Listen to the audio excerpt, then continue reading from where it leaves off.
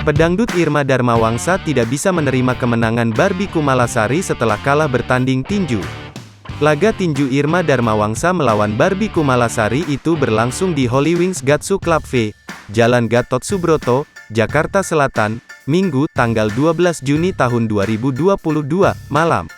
Irma Dharmawangsa tidak menerima saat dinyatakan kalah angka dari Barbie Kumalasari.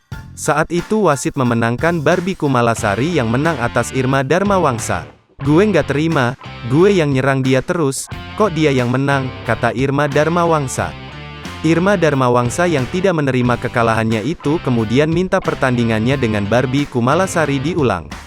"Gue minta rematch," kata Irma Dharmawangsa. Menurut Irma Dharmawangsa, seharusnya dirinya menang.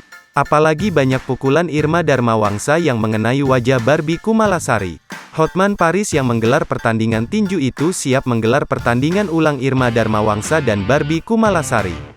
"Pertandingan ulang akan digelar beberapa bulan kemudian," ujar Hotman Paris Hutapea. Barbie Kumalasari dan Irma Dharmawangsa melakoni pertandingan tinju sebanyak 3 ronde.